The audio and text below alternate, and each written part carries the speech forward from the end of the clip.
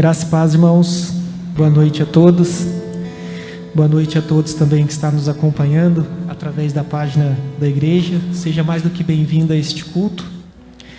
Amados, vamos abrir nossas Bíblias em Apocalipse, capítulo 4, versículo 7 até o versículo 11.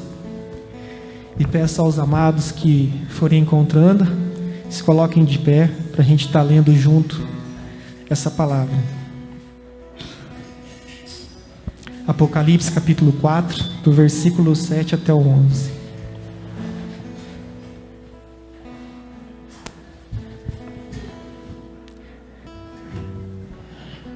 Amém? Diz assim a palavra do Senhor: E o primeiro ser era semelhante a um leão, o segundo ser semelhante a um touro. Tinha o terceiro ser o rosto como de homem, e o quarto ser era semelhante a uma águia voando. Os 4 seres viventes tinham, cada um, 6 asas, e ao redor e por dentro estavam cheios de olhos. E não tem descanso, nem de noite, dizendo: Santo, Santo, Santo é o Senhor Deus, o Todo-Poderoso, aquele que era, e que é, e que há de vir. E sempre que os seres viventes davam glória e honra e ações de graças ao que estava sentado sobre o trono, ao que vive pelo século dos séculos, os 24 anciãos prostravam-se diante do que estava sentado sobre o trono e o adoravam, ao que vive pelo século dos séculos, e lançava suas coroas diante do trono, dizendo: Digno é, Senhor, nosso Deus, de receber a glória e a honra e o poder, porque tu criastes todas as coisas e por tua vontade existiram e foram criadas. Aleluia. Senhor, nós te adoramos, bendizemos o seu santo nome nessa noite, ó Pai. Obrigado, Senhor, pelo privilégio de sermos chamados a tua igreja, o teu povo, a geração eleita, um povo escolhido, ó Pai. Nós estamos aqui para declarar, Senhor, toda a honra e toda a glória ao Cordeiro de Deus, aquele que é digno de receber todo o louvor e toda a adoração. Receba, Senhor, a adoração que será feita nessa noite, receba o nosso louvor, receba a palavra, Senhor, que tudo quanto for feito aqui nessa noite, ó Deus, que venha a ser para a honra e glória do seu santo nome, ó Pai. Que a palavra que for lançada nessa noite, ó Pai, que possa encontrar aqui, que possa encontrar através das redes sociais uma terra fértil, um coração sedento, ó Pai, para receber essa semente, ó Pai. E que nós possamos ver o fruto, ó Deus, sendo gerado, o fruto digno para a honra e glória do Teu santo nome. Tenha liberdade, Senhor, para falar aos nossos corações, pois nós temos fome e sede de Ti, Senhor. E somente o Senhor pode saciar essa nossa fome. Somente o Senhor possa saciar essa nossa sede nessa noite, ó Pai. Que nós possamos, ó Deus, deixar os nossos ouvidos sensíveis nessa noite para ouvir a Tua voz. Fala conosco, Espírito Santo. Fala com a Tua igreja. Fala com cada um dos Seus filhos que aqui estão nessa noite, ó Pai. Receba toda a honra, receba todo o louvor e toda a glória seja dada somente a Ti, Senhor. Pois Tu é digno de tudo, Senhor. Pois tudo vem de Ti, tudo é para Ti. Tua é a glória. Aleluia. Adore o Senhor, amados. Tenha liberdade para louvar o Senhor nessa noite. A palavra do Senhor nos diz que aonde estiver 2 ou 3 reunidos em Seu nome, ali Ele se faz presente. O Senhor já está presente neste lugar. Receba a nossa adoração, Senhor. Aleluia. Aleluia.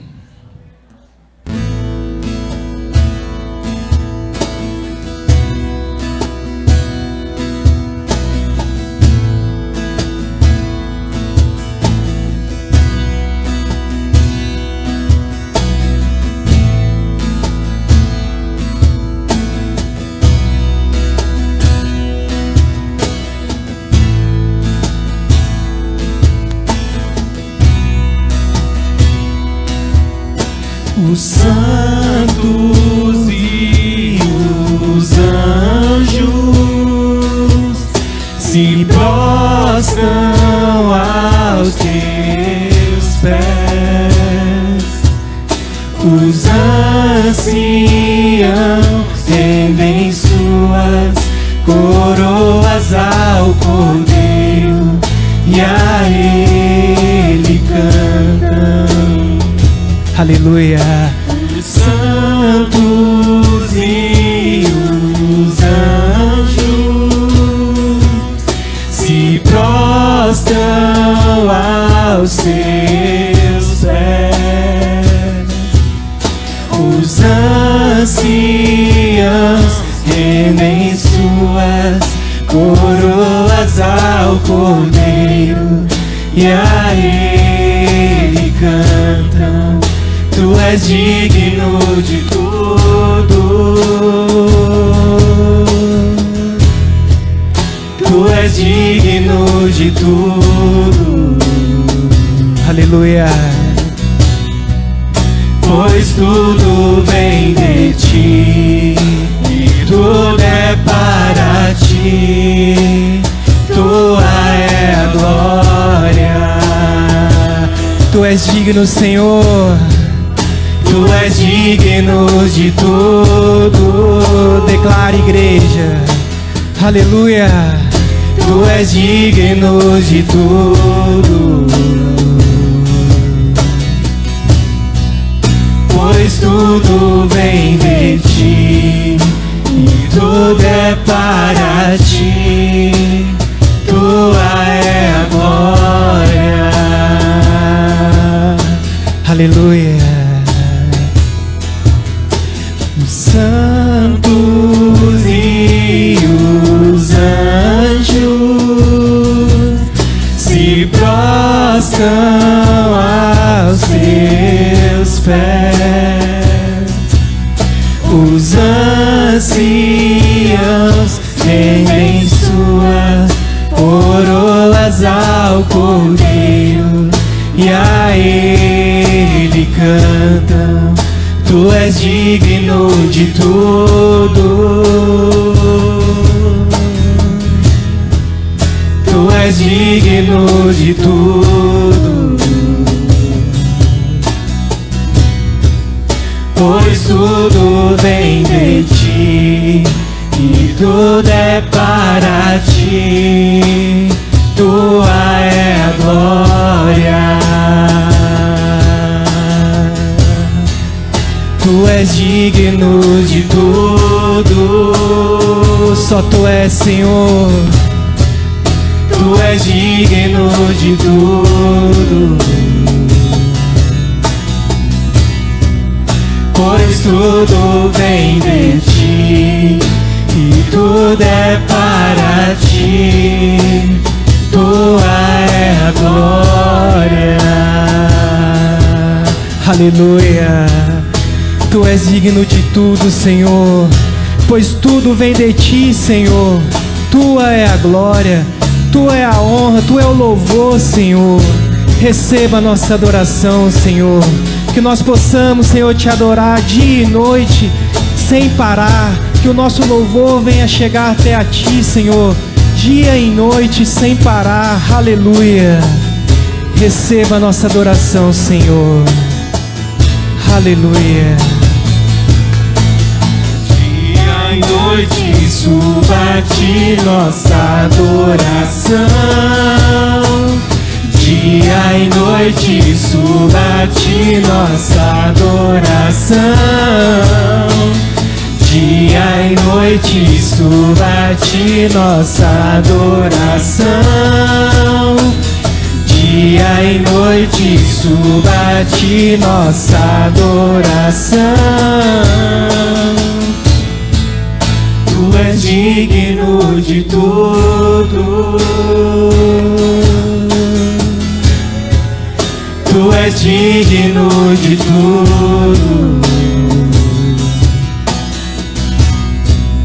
Pois tudo vem de Ti e tudo é para Ti.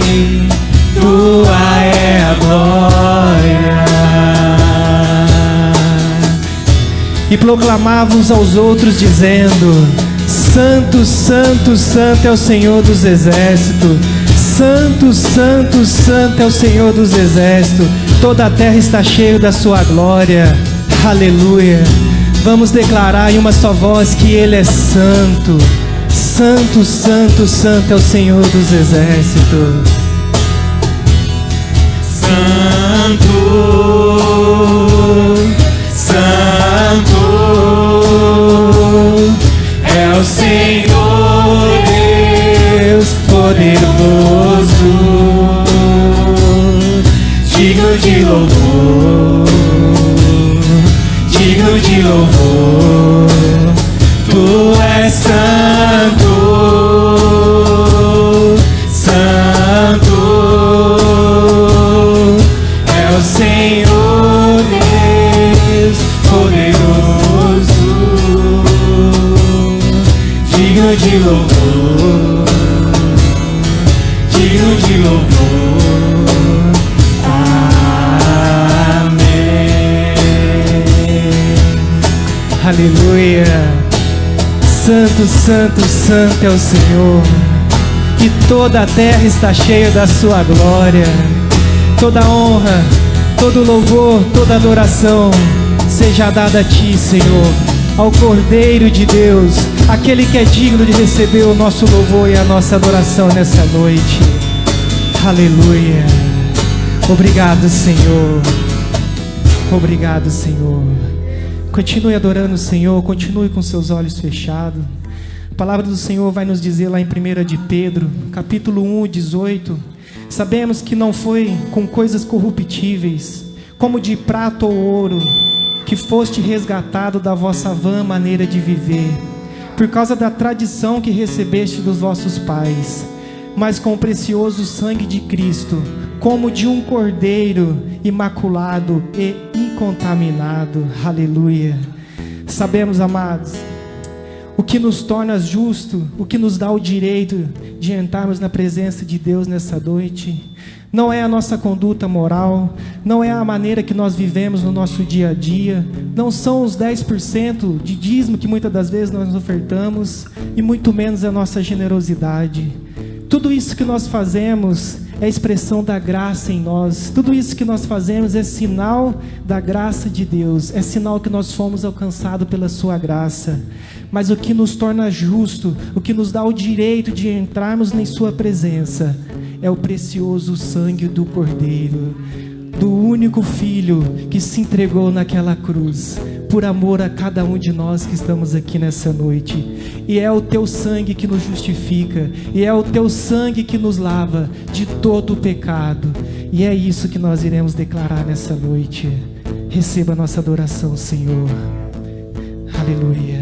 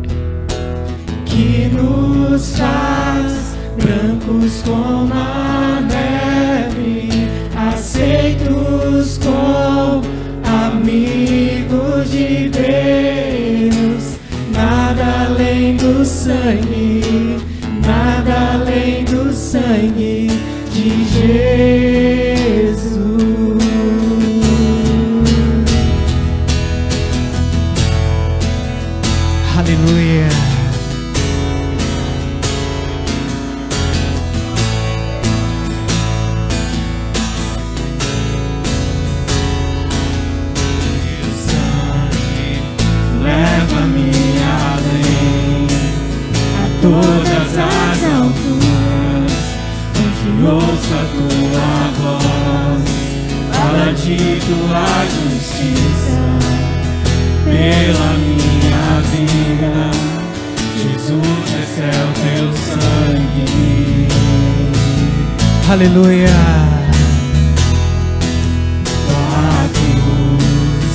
mostra a tua graça, fala do amor do Pai, que prepara para nós um caminho para Ele, onde eu posso me achegar somente pelo sangue. Aleluia! Que nos lava dos pecados, que nos traz restauração. Nada além do sangue, nada além do sangue de Jesus.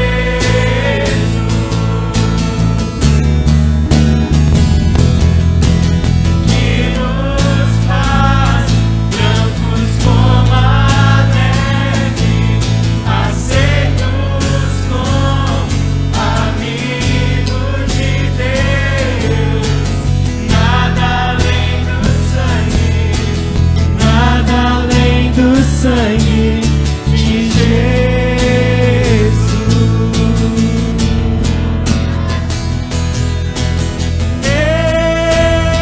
Eu sou livre, eu sou livre. Nada além do sangue, nada além do sangue de Jesus. Quantos aqui pode declarar nessa noite que é livre? Eu sou livre.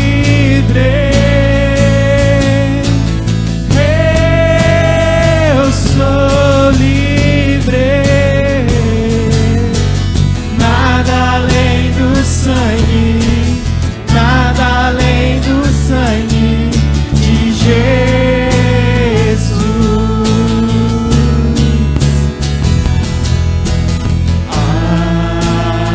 Algo mais que a neve,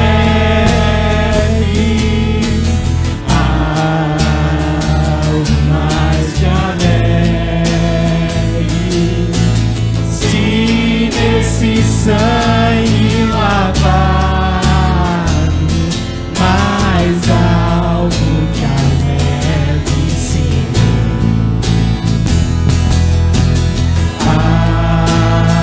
Algo mais que a neve,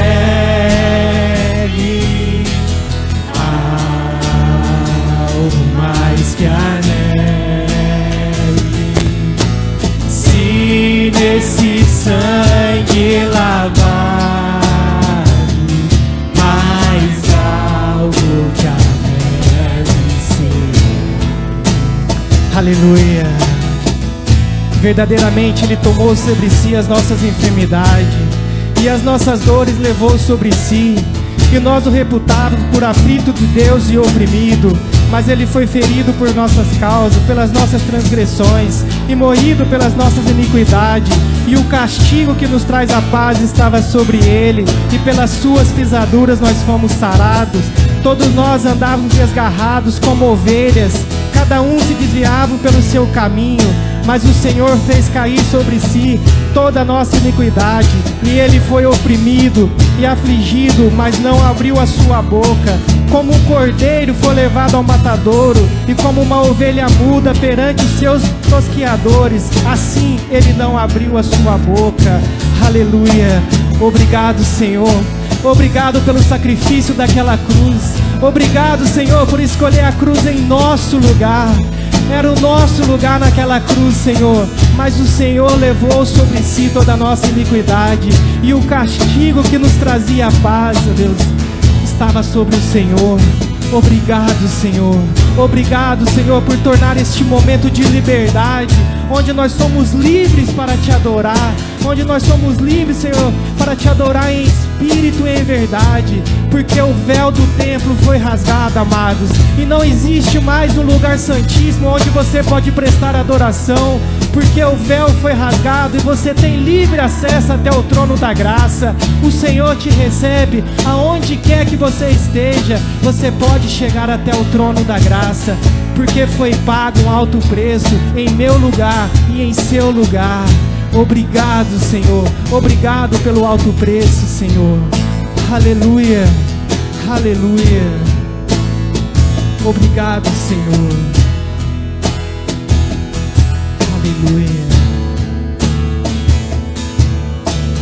Aleluia. Toda honra, toda glória seja dada a Ti, Senhor. Continue adorando o Senhor, continue louvando o Senhor. Tenha liberdade para trazer até o gasofilácio do Senhor, durante esse louvor, o seu dízimo e as suas ofertas. E como nós sempre ministramos aqui nessa noite, antes de você entregar o seu dízimo e a sua oferta, entregue a sua vida até a sua presença. Que a sua vida seja uma oferta de gratidão por tudo aquilo que o Senhor tem feito com a sua família, com o seu relacionamento, pelo sustento do seu lar, pelo salário que tem vindo até as suas mãos. Oferte ao Senhor. Pai, nós queremos durante esse louvor, Pai, não somente cantar louvores a Ti, Senhor, mas que a nossa adoração seja a expressão daquilo que nós temos vivido na Sua presença, Pai. Obrigado pelo cuidado que o Senhor tem tido com a Tua igreja, Pai, com cada um de nós que estamos aqui, aqueles que porventura também estão ouvindo, estão vendo essa live, Senhor. Se nós estamos aqui, é por causa da Tua graça, é por causa do Teu amor. Não é por aquilo que nós ofertamos, aquilo que nós dizimamos, é por causa do Teu amor fiel, Senhor, que nos disse que nunca nos abandonaria e que estaria conosco até os confins da terra. Que este momento, ó Deus, onde nós estaremos trazendo os nossos dízimos, as nossas ofertas, que venha a ser uma expressão de generosidade e gratidão por tudo aquilo que nós recebemos da Tua parte, Senhor. E como diz a Sua palavra, que nós venhamos dar com alegria, não com tristeza ou com pesar no coração, porque o Senhor ama aquele que dá com alegria. Então dê, amado, seja do menor ao maior, seja uma simples moeda, mas o Senhor recebe. Dê com alegria e louve ao Senhor por tudo aquilo que Ele tem feito em sua vida. Receba a nossa adoração, Pai. Te damos os nossos corações e tudo que há em nós, ó Pai, é o que nós queremos declarar nessa noite. Aleluia.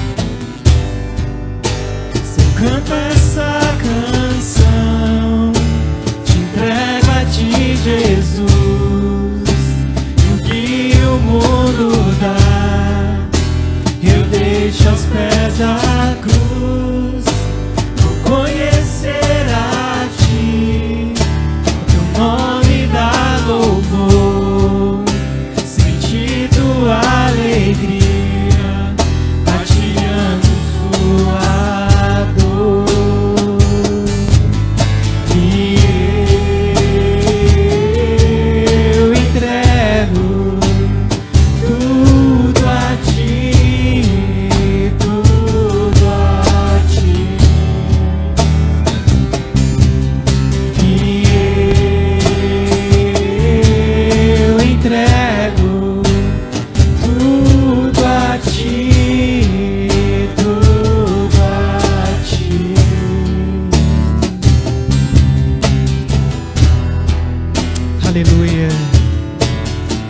Nós acabamos de declarar, Senhor, que nós entregamos tudo a Ti, Senhor.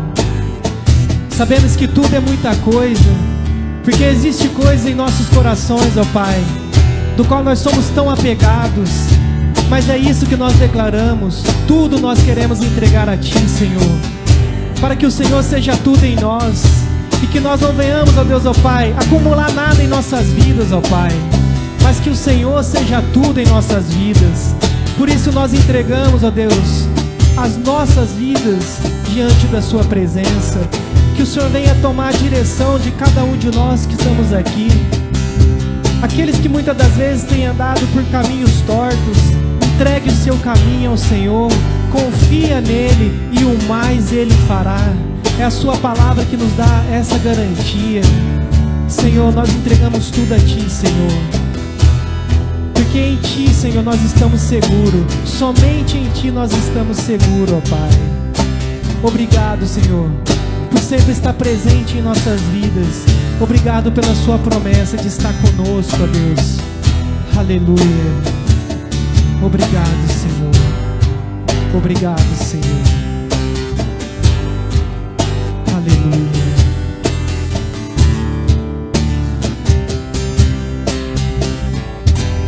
Glórias ao Teu santo nome. Aleluia.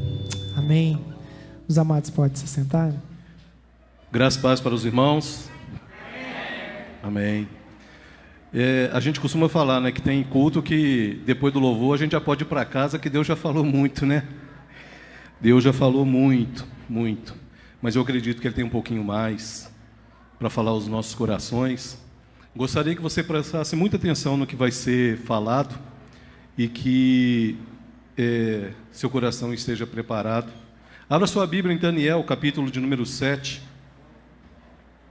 Livro do profeta Daniel, capítulo de número 7. O profeta Daniel, meu amado, ele é um profeta escatológico. Ele é um profeta que previu, profetizou, falou das últimas coisas. Falou do que ia acontecer, principalmente nos finais dos tempos. Quando você lê Isaías, Ezequiel, Jeremias, você vai ter eles falando também sobre Cristo, sobre Jesus, a morte, a ressurreição, principalmente Isaías. Mas todos eles vão dar tipos de usar figuras para falar dessas coisas e falar daquilo que vai acontecer no futuro. Mas Daniel é um pouco diferente, meu amado. Daniel ele é bem específico, porque Deus deu para ele uma visão. Se você achou, fique de pé no seu lugar. Amém? Daniel capítulo 7... A partir do versículo 9, diz assim: continuei olhando, até que foram postos uns tronos, e os anciãos de dias se assentou. Sua veste era branca como a neve, e os cabelos da cabeça como a pura lã, e o seu trono eram chamas de fogo, e suas rodas eram fogo ardente. Um rio de fogo manava e saía de diante dele. Milhares de milhares o serviam, e miríades de miríades estavam diante dele. Assentou-se o tribunal, e se abriram os livros.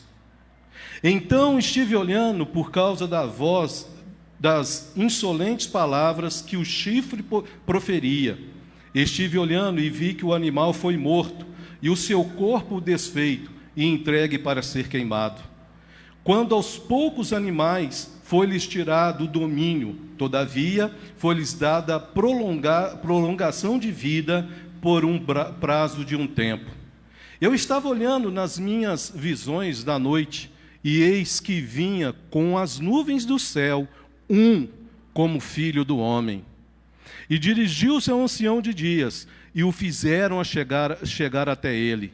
Foi-lhe dado domínio e glória e reino, para que os povos, nações e homens de todas as línguas o servissem. E o seu domínio é domínio eterno, que não passará, e o seu reino jamais será destruído. Senhor, nós te louvamos, Pai. Nós esperamos que tenha sido agradável a Ti os nossos louvores, que tenham sido frutos de lábios, Pai, que verdadeiramente confessam o Teu nome. Neste momento estamos diante da Tua palavra, Pai, e eu não sou nada diante da Tua verdade. Eu te peço, Senhor, que o Senhor não leve em conta os meus pensamentos maus, os meus pecados, e que o sangue de Jesus nos purifique, me purifique, Pai, para que eu esteja dignamente diante do Senhor. Eu quero te pedir, Senhor, que o Teu Espírito Santo venha ministrar nessa noite, que não seja eu, Pai, mas o Teu Espírito Santo a ministrar no coração do Teu povo, aqueles que aqui estão presentes, os que estão, Senhor, acompanhando este culto pela live e aqueles que no futuro ainda vierem a assistir este culto, Pai. E que uma vez lançada a Tua palavra, Pai, a Tua semente, ela germine segundo o propósito. Que a Tua verdade, Senhor, destrua as fortalezas das mentes, Senhor, daqueles, Senhor, que neste mundo tenebroso andam, Senhor, presos, Senhor, em prisões mentais de ideologias, de sofismas, de filosofias. Que a Tua verdade possa quebrar essas cadeias mentais, Pai, e a Tua liberdade levar, Senhor, todos aqueles que ouvirem essa mensagem cativos à obediência de Cristo. Que o Senhor possa, Senhor, ministrar aos nossos corações, não a nós, Pai, mas ao Teu nome dai glória. É o que nós pedimos, Senhor. Amém, amém, amém. Podeis assentar? Eu não combinei nada com o Neto, né? Sobre a palavra que foi usada para abrir. E eu fico feliz quando isso acontece, porque a gente vê que o Espírito Santo quer falar algo bem específico. Como eu disse, meu amado, se você ler o livro do profeta Daniel, você vai encontrar algumas passagens aqui que são escatológicas. O que é uma coisa escatológica? São assuntos que apontam para o fim dos tempos, que são os tempos que nós estamos vivendo. Você tem dúvida disso? Você acha que nós estamos vivendo tempos normais? Essa semana eu conversava um pouco com o pastor. Olha para você ver, só nessa semana, temporais destruindo e arrasando cidades. Isso, aí você fala assim, mas isso é cíclico, irmão, isso em certo tempo acontece, mas nunca aconteceu em tão curto prazo de tempo como nós temos visto. Essa semana eu vendo no jornal, falando de seca em Portugal e na Espanha. A última vez que eles tiveram isso tem mais de 20 anos, meu amado. Só que agora está se tornando mais próximo um acontecimento do outro. Quem não ouviu falar essa semana da guerra da Ucrânia, né? a quase guerra, né? Ucrânia e Rússia. É interessante que eu conversando com o pastor, eu falei, e Jesus foi tão específico que ele falou assim, haverá guerra e rumores de guerra. Essa semana nós ouvimos só o quê? Rumores de guerra. Os países ali fechando em cima ali da Ucrânia. É rumores, ainda não é guerra, mas é um rumor de guerra. Talvez a gente saia do culto hoje e a guerra tenha começado, porque a gente não está vendo jornal, a gente está longe, até alguém falar. Então, meu amado, quando você lê alguns capítulos na Bíblia, eles vão apontar para tudo isso. E o que nós lemos aqui é um pouquinho além. Nós lemos aqui algo que fala daquilo que vai acontecer depois da volta de Cristo. Nos capítulos ali, a partir do 22, 23, 24 de Mateus, o 22, 21, 22 de Lucas, o 13 de Marcos, você vai encontrar os que nós chamamos capítulos escatológicos, onde o próprio Cristo vai falar das coisas que vão acontecer nos últimos dias. E talvez você possa pensar assim, irmão, eu vou ouvir mais uma pregação sobre os fins dos tempos. Não, você não vai ouvir. Você vai ouvir uma pregação da Bíblia. Eu não sou um profeta desses aí que fica, isso aqui é a marca disso. Não, eu vou te mostrar o que a Bíblia fala. O que a Bíblia fala? O negócio é se você vai crer ou não. Meu amado, quem falou da volta, da morte, ressurreição e da volta dele foi o próprio Cristo. Tudo aquilo mais que vem depois do que Jesus pregou nos evangelhos é apenas os apóstolos, os primeiros discípulos, fazendo uma interpretação segundo o que o Espírito Santo revelava para eles naquele momento. E uma coisa, meu amado, que a igreja do primeiro século vivia, que nós precisamos retomar como igreja, é ter a esperança que pode ser hoje a volta de Cristo. A igreja, meu amado, de Atos, ela vivia como se Jesus estivesse voltando naquele dia. E o problema que nós vamos ver no texto que nós vamos ler, que a igreja hoje, ela perdeu isso. A esperança é a última esperança da igreja, meu amado, que Jesus venha para completar a redenção, porque a morte e ressurreição dele e a ascensão ao céu foi só a primeira parte, o começo de um processo. Aí vem a igreja que com o Espírito Santo e a palavra nos santifica para estarmos lá. Mas a redenção final vai ser quando Jesus voltar. E esse texto que nós lemos aqui em Daniel está falando sobre isso. O que nós cantamos na primeira música fala sobre isso. Fala que haverá um dia em que toda a terra vai se curvar diante de Cristo. E é interessante, meu amado, que aqui fala do ancião dos tempos, aqui é o próprio Deus. É uma tipologia anciãos dos tempos, ou seja, aquele que não tem fim. E faz uma descrição dele, um homem de cabelo branco. Isso aqui é uma descrição, meu amado. É uma descrição, uma tipologia. Tudo isso aqui, a Bíblia, ela é escrita de coisas que são realmente o que está escrito ao pé da letra, e tem coisas que são tipologias, são metáforas. E às vezes, para você interpretar isso, você precisa conhecer um pouco da cultura. Eu não vou entrar muito nisso, não. Mas aqui, quando fala do ancião de dia, está falando de Deus. E preste atenção, fala assim que o tribunal, olha o que está escrito aí, fala assim que o tribunal se preparou para julgar. E tem gente, meu amado, achando que não haverá um julgamento no final dos tempos. Quando Daniel escreveu isso aqui, meu amado, foi séculos antes de Jesus nascer. E ele já estava falando de coisas que iam acontecer milênios depois que Cristo fosse embora. E as pessoas hoje ainda desdém disso, riem. Acha que a igreja e nós somos loucos de falar sobre isso. E fala que, chegando num certo tempo, quando o tribunal estava pronto,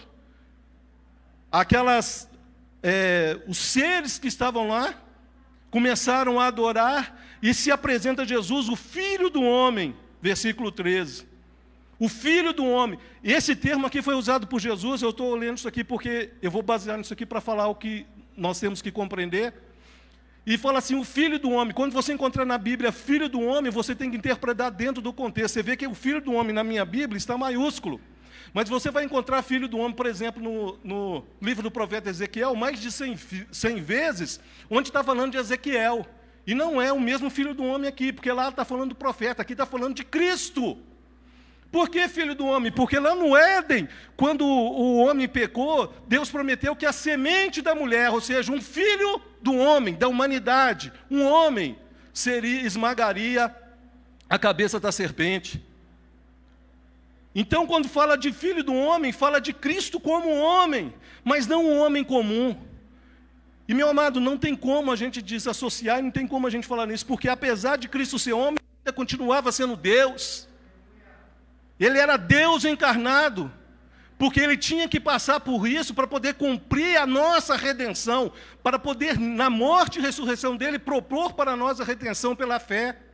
E quando fala Filho do Homem, a palavra homem, que eu estou só explicando para você entender, vem a mesma palavra que é traduzido por Adão, lá em Gênesis. Então fala assim, um como homem, um como filho do homem. Os irmãos estão entendendo? Por que isso é importante? Porque se não fosse um homem que morresse na cruz, meu amado, não haveria redenção. Não haveria, porque não haveria homem na terra que pudesse prover para a nossa salvação. E Cristo se encarnou como homem, para nos dar a redenção, por ser um homem perfeito. O que Adão não fez, não conseguiu fazer lá no Éden, meu amado, Jesus proveu para nós na cruz. Aquilo que nós herdamos de Adão, que foi o pecado, nós agora herdamos a salvação como herança proposta do sangue de Cristo em Cristo Jesus. E por que eu estou falando isso, meu amado? Porque nós vamos falar um pouquinho sobre os sinais do fim do tempo. E algo que passa despercebido para a igreja, para o povo da igreja. Abra sua Bíblia em Lucas, capítulo de número 12.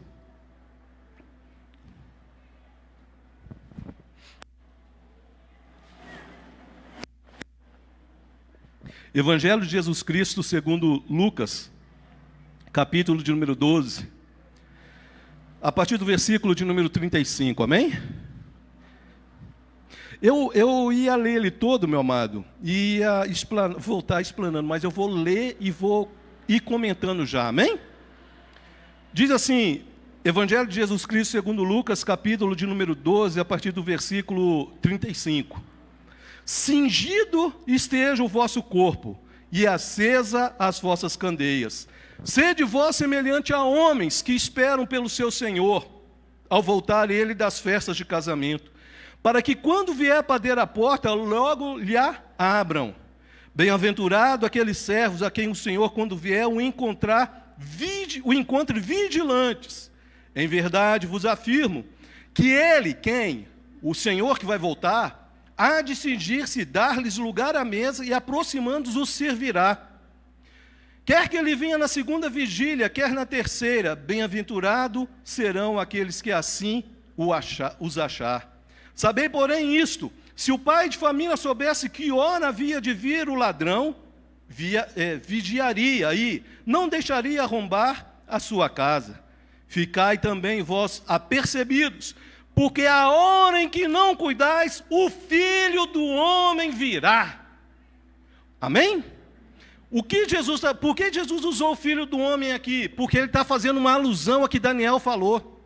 Toda vez que você encontrar Jesus falando dele como Filho do Homem, lembre do que está escrito no livro do profeta Daniel. Ele está falando que tudo aquilo que está escrito lá vai se cumprir nele. Amém? E Jesus então conta aqui uma parábola, meu amado. E essa parábola chama a igreja a estar preparada. Quando eu falo igreja, meu amado, eu estou falando aqueles que creem. Amém? Amém? Aqueles que creem em Cristo. E ele está falando assim que a igreja deve estar o quê? Preparada e vigilante. Aqui são duas coisas que Jesus fala que a igreja tem que estar preparada e vigilante. O problema é que muitas vezes nós encontramos igrejas preparadas, mas não vigilantes. Ou às vezes nós encontramos igrejas vigilantes, mas não preparadas. Porque aqui fala, meu amado, de cingir os lombos. Aqui fala, meu amado, da pessoa se preparar, cingir os lombos, meu amado, rapidamente para você entender. Na época de Cristo, eles usavam túnicas que iam até no meio da canela baixo. Então eles não tinham mobilidade para correr. Toda vez que eles iam fazer alguma coisa que demandasse presteza, que fosse célere, que ele precisava de agilidade, a primeira coisa que eles faziam era cingir a túnica. Eles pegavam ela lá embaixo, levantavam e prendiam no cinto. É isso aqui que é a figura de linguagem, tá? Eles estavam cingindo, então se tornava mais curta, porque aí estava mobilidade para as pernas. Se eles tivessem que correr, se eles tivessem que agachar, então fala de presteza, de estar pronto, de ser ágil. Então quando Jesus fala aqui, cingindo esteja o vosso corpo, ou seja, e preste atenção que ele não fala da roupa, ele fala, cingido esteja o vosso corpo. Está falando, esteja preparado. Como, meu amado? Como que a igreja está preparada para encontrar com o seu Deus, com o seu Salvador, para ter redenção completa? Em santificação. A preparação, meu amado, da igreja para encontrar Jesus nas alturas é pela santificação. E a santificação não é um estado onde você não peca. O pecado na vida de um cristão é um acidente, meu amado. Ninguém aqui, do pastor, o mais antigo que está aqui, ao mais novo que está aqui, não tem ninguém aqui que não peca. A diferença, meu amado, que um salvo é aquele que teve os pecados perdoados, é aquele que reconhece que precisa ser remido. Essa é a diferença. Então, quando nós pecamos, o que nós fazemos? Nós confessamos. Só que o pecado está se tornando tão comum no meio da igreja que as pessoas já não estão mais preocupadas. Adultério, pornografia e outras coisas vindo desse estilo de vida, egoísmo. Então, quando Jesus fala assim, preparado estejam os vossos corpos, ele fala assim, vocês estão preparados? Se Jesus voltasse hoje, meu amado, agora, você encontraria com ele nas alturas? Quando você entrou aqui, você fez um exame de consciência e pediu perdão das coisas erradas que você fez? Quando você acorda de manhã, a primeira coisa que você lembra, agradecer a Deus e falar assim, Senhor, me livra do mal. Quem ensinou a orar foi Cristo, meu amado. Não nos deixe cair em tentação e nos livre do mal, nos livre das armadilhas, nos livre do engano, Senhor, nos livre de nós mesmos. Isso que ensinou foi Cristo, meu amado. Quando fala aqui de estar cingido, está falando da presteza, de estar preparado, pronto, para poder exercer aquilo que Cristo nos chamou a fazer. Primeiro a nossa própria santificação, o nosso preparo, para depois a gente poder servir aos outros. E ele fala da segunda coisa, meu amado. E acesas estejam as vossas candeias. Duas coisas específicas, meu amado, que a gente pode ir aqui. Primeiro, esteja preparado, no sentido de você se auto-preparar. Meu amado, deixa eu falar uma coisa para você. Salvação não é mágica de fada madrinha, não. Salvação não é aquele negócio que você aceita Jesus, chega lá Jesus com um cajado, toca em você e você vira um santão, não. Paulo fala assim, que nós precisamos desenvolver a nossa salvação. É uma luta, meu amado. E você vai ter nessa luta, dentro da igreja, alguns que estão com mais experiência, que já passaram por mais batalha e podem nos ajudar, outros que estão começando, mas todos nós indo para o mesmo caminho. A santificação é um processo. Você aceitou Jesus, você está salvo. Mas precisa haver uma purificação, uma santificação, porque as coisas antigas têm que ficar para trás. Porque as coisas do passado não podem mais te contaminar. E é fácil isso? Não! Todo dia você vai ser assaltado pelos desejos impuros, pelos pensamentos errados, pelo egoísmo na sua vida. Todos os dias, meu amado, todos os dias você vai ter que lutar contra isso. Até o dia que a redenção será completa, quando nós formos arrebatados e esse corpo será transformado num corpo de glória. E Jesus fala em outra coisa: e acesa estejam as vossas candeias. A candeia, meu amado, era... Os mais antigos aqui devem lembrar, né? Era tipo aqueles lampião a querosene. Só que lá era óleo, né? Naquela época eles não tinham descoberto o petróleo ainda, então era óleo. Óleo de oliva mesmo que eles queimavam. O óleo piorzinho que ficava, que o primeiro eles aproveitavam, que era o puro, o piorzinho eles usavam para queimar. E quando fala de acesas da candeia, está falando daqueles que estão com a esperança. A esperança é um estado assim, vamos falar assim, é uma figura de linguagem. Então, além de estar pronto com a vossa santificação, você também tem que estar com a sua esperança acesa. Meu amado, quantos na igreja perderam a esperança da volta de Cristo? Quantos? Hoje você conversa com algumas pessoas, tem gente que nem mais acredita que Jesus vai voltar. Alguns é o contrário, fala que Jesus já até voltou. Engano. Eu não quero entrar aqui, meu amado, em discussão teológica, pré-tribulacionista, pós-tribulacionista, meso-tribulacionista. Não, esquece isso. Esquece isso, meu amado. Esquece discussão humana, teológica. Como diz Paulo lá para Timóteo, essas coisas só acrescentam discussão e não faz você crescer em nada. É bom você conhecer, mas o que você precisa saber é o que a Bíblia fala. A Bíblia fala que Jesus vai voltar. A Bíblia fala que você tem que estar preparado e que a sua lâmpada de esperança, o seu desejo de encontrar com Cristo tem que estar aceso. E Jesus continua falando: sede vós semelhante a homens que esperam pelo seu Senhor. Quem é o Senhor da sua vida, meu amado? Quem é o Senhor da sua vida? O dinheiro? A sua posição social? Quem é o Senhor da sua vida?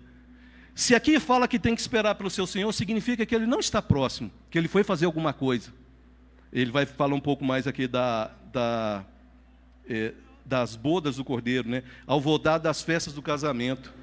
Jesus veio, meu amado, isso aqui é uma dia da preparação da igreja, porque o encontro com Cristo nas alturas, nas nuvens, é uma tipologia de um casamento do Ocidente. E as festas lá demoravam cerca de 7 dias no casamento. Então fala que ele foi preparar porque o casamento tinha que ser preparado, tinha que mandar convite, era tudo. Não tinha um WhatsApp na época, né? Não podia mandar convite pelo WhatsApp, tinha que mandar mensageiro, então era muito difícil preparar um casamento. E quando começava o casamento, era uma festa.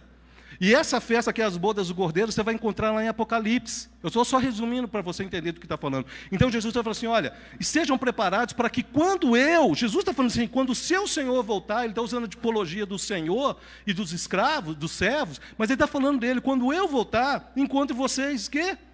Preparados, e que vocês logo abram a porta. Por quê? Porque as cidades antigamente, meu amado, à noite elas se fechavam. Elas eram trancadas. E as casas também, porque eles tinham medo de ataques. Então, quando se gritava assim, é o Senhor que está voltando, e o camarada escutava a voz e sabia que era o seu Senhor, ele não tinha medo de abrir. O problema é que hoje as pessoas estão abrindo a porta, o entendimento, a capacidade para tudo quanto é coisa, filosofia, humanismo, ideologias, e não abrem para escutar a voz do bom pastor, para identificar o bom pastor. E Jesus fala assim, que a verdadeira ovelha, que é a ovelha dele, não confunde a voz dele. Mas infelizmente muitos na igreja estão confundindo. Tem pessoas, meu amado, internet é uma bênção, mas também é a coisa do capeta, é uma maldição. Porque você encontra de tudo, meu amado, falando de Deus, desmentindo Deus, denegrindo Deus, falando contra a igreja. E infelizmente, meu amado, as pessoas estão acreditando mais na mentira do diabo que na verdade do Evangelho.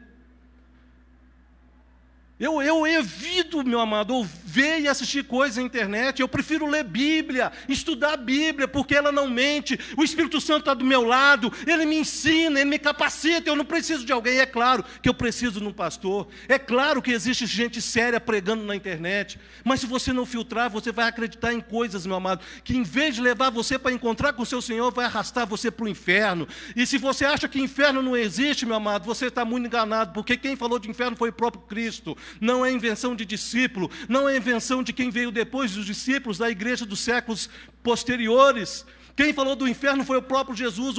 Quem falou que há salvação e há condenação foi Cristo. E toda a teologia que foi construída pelos apóstolos depois foi baseada no que Cristo ensinou.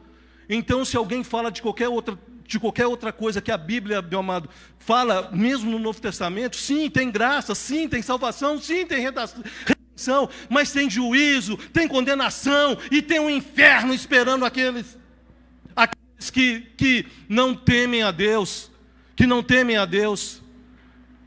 Perdoe a empolgação.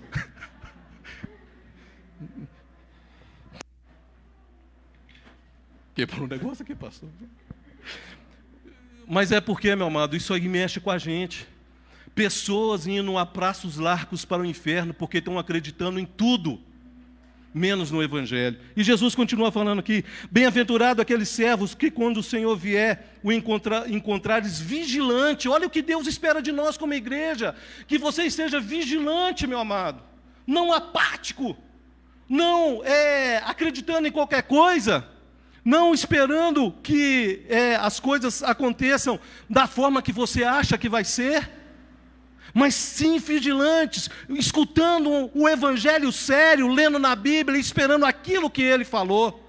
E sejam vigilantes. Olha que coisa interessante, meu amado. Ele fala assim, que quando ele voltar e encontrar essas pessoas vigilantes, aquilo que era o papel do servo, que você fez para ele aqui na terra, ele vai fazer para você na eternidade. Ele fala assim, olha que coisa séria, meu amado. Ele fala assim em versículo 37, o finalzinho: em verdade vos afirmo que ele há de cingir-se. Lembra que eu falei que ele despegava a túnica, levantava e falava assim: agora eu vou fazer o papel de servo.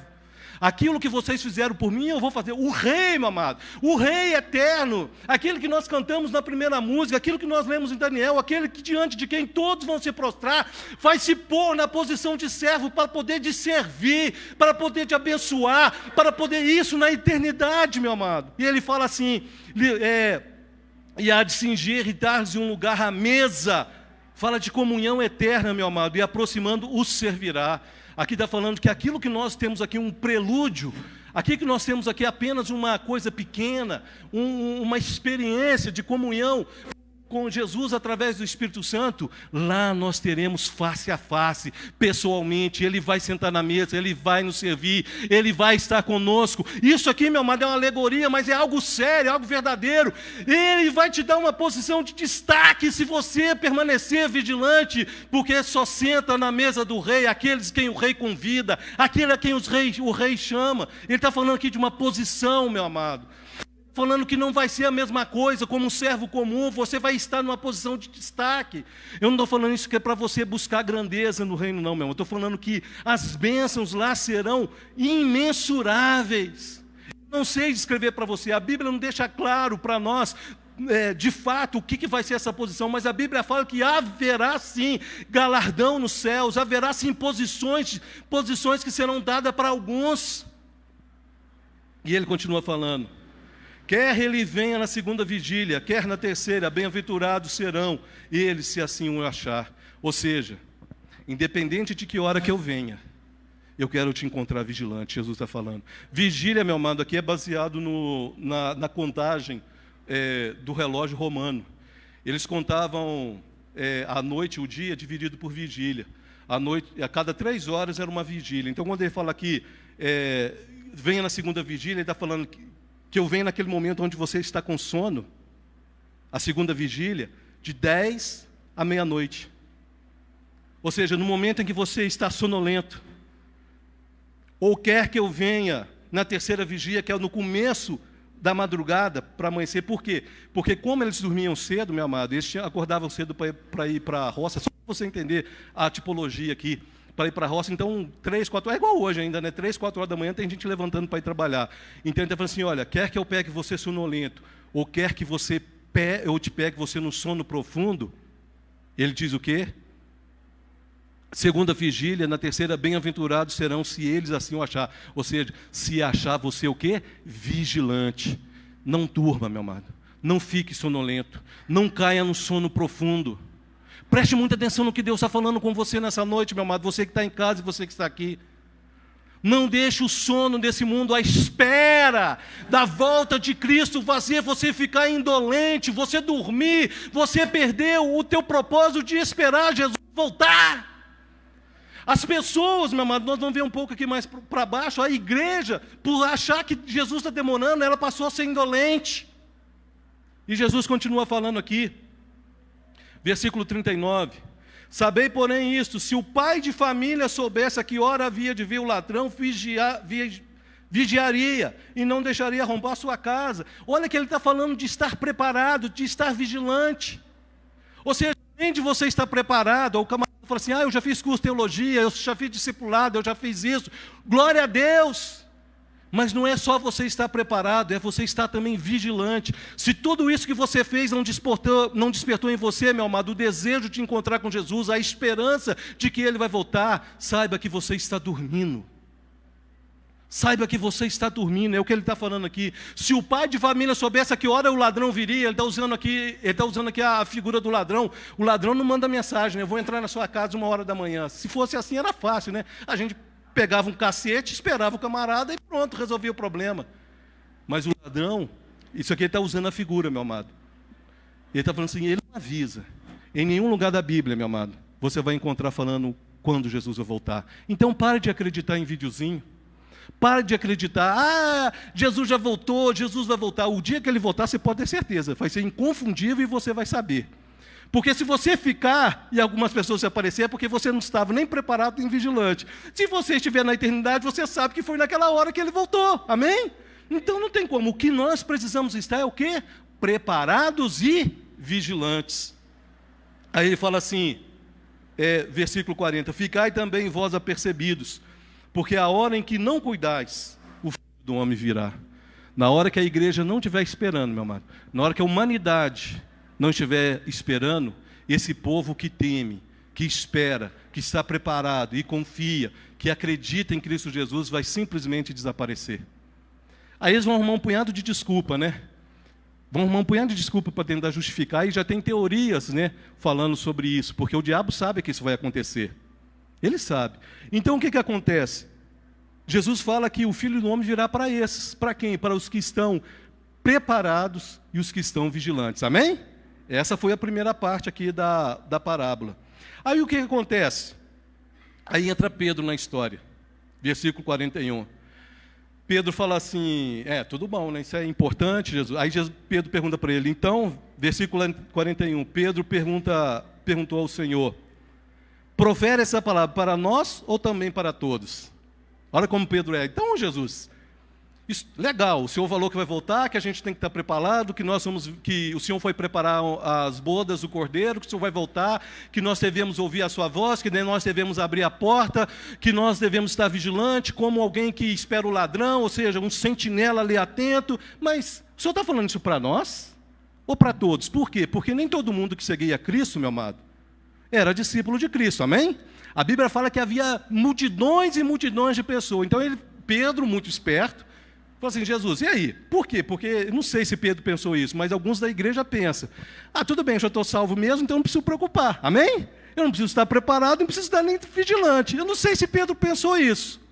Mas ele perguntou assim, já que eu sou um discípulo do Senhor, um escolhido do Senhor, sigo o Senhor, como com o Senhor, ando com o Senhor, o Senhor está falando para nós, apóstolos, para nós, discípulos, ou para todo mundo? Preste atenção no que Jesus responde. Versículo 42. Disse o Senhor, quem é, pois, o mordomo fiel e prudente, a quem o Senhor confiará os seus conservos para dar-lhe sustento a seu tempo?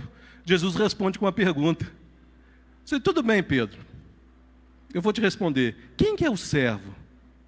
Duas características desse servo. Aliás, mordomo, tá? É importante você destacar essa palavra aí na sua Bíblia. Disse o Senhor: quem é, pois, o mordomo? Fiel e prudente. Fiel, meu amado, é quem age com fidelidade. E prudente é aquele que espera. Amém? Preste muita atenção nessas características. E preste muita mais atenção agora que eu vou dizer. Mordomo não é qualquer tipo de servo. Jesus aqui vai destacar 2 tipos de servo. E o primeiro que ele destaca aqui é o mordomo. Quem era o mordomo? Talvez um inglês vai entender a figura do mordomo, porque lá na Inglaterra ainda tem até hoje pessoas que prestam serviço como mordomo. A própria rainha tem os mordomos dela. Quem é o mordomo? Por favor, preste muita atenção. Mordomo era o empregado, o servo, o escravo. Lembra de José, quando foi para a casa de Potifar, que ele começou a destacar? Aí fala assim que Potifar colocou ele como mordomo, como administrador da casa. Mordomo é aquele que administra, meu amado. É aquele que é tão confiável que o dono da casa confia tudo a ele.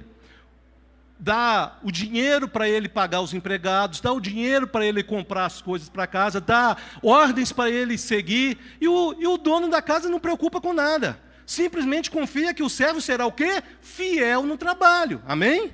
E a primeira coisa que Jesus fala assim, olha, a primeira coisa, Pedro, será que quando o Senhor voltar, Jesus está falando dele, eu vou encontrar servos fiéis que estarão fazendo aquilo para o qual foram chamados para fazer? Será, Pedro, que quando eu voltar, os servos, os mordomos estarão administrando bem o que eu confiei a eles? Isso aqui está falando de quem lidera, meu amado. Essa é uma responsabilidade muito grande de quem está aqui pregando.